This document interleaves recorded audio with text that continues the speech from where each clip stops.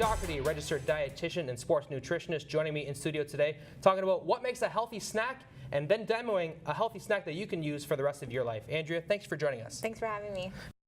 So this recipe here we're doing is the peanut butter oatmeal energy bites, and they'll save time because you can meal prep these ahead of time and make about 20 per batch.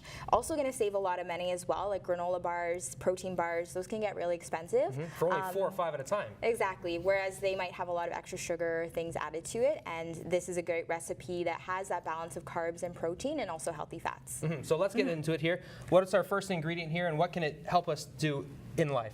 So the first ingredient is quick oats. I like to use quick oats just because they're gonna blend more into the recipe. It's a great base for a lot of snack foods in there. Exactly, right? even a great breakfast food too. What's up next here? So next we have some ground flax seeds. So these flax seeds, you do want to make sure that they're ground because when they're whole flax seeds, your body can't digest them, so you don't get the healthy fats out of them. Very similar to chia seeds or hemp seeds, so you could also use those as well. And you use a lot of hemp seeds and chia seeds in your recipes on your website as well. Yeah, I love using those too.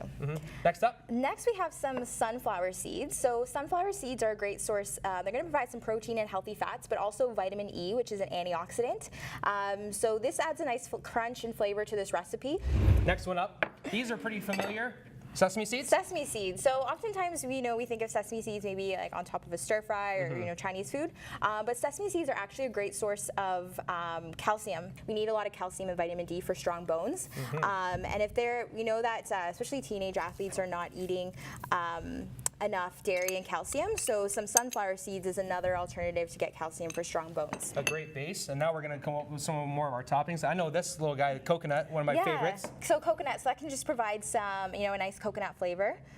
So just a flavor additive there. You could leave it out if you don't really like the taste of coconut. I love the taste of coconut. Adds a nice texture to whatever you've got. Yeah, adds a good texture too, some color.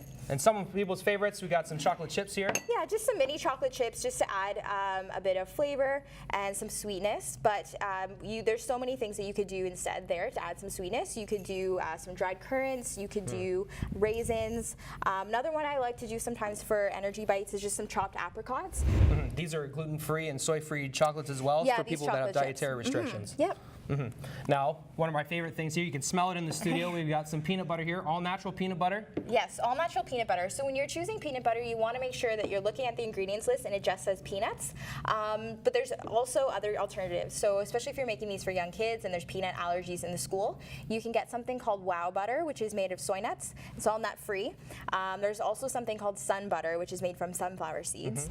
And of course, we got the sweet stuff here. We've got some honey. Some honey. So yeah, the honey is just to help bind the recipe together and provides a little bit of sweetness too. So you can go ahead and add that in. Yeah, so you just want to mix it all together, make sure everything gets mixed very evenly. So you can use a spoon, you can even get your hands in there and try to mix everything together too if you wanted. Might as well. Yeah. About a 1-inch ball? Yeah, about 1 inch. Whatever you can fit in your palm of your hand? Yeah. So typically before this step, I would recommend just putting it in the fridge to let it harden up. And the balls will stick together a bit better if you are putting it in the fridge first. Here's one. Put them in the freezer.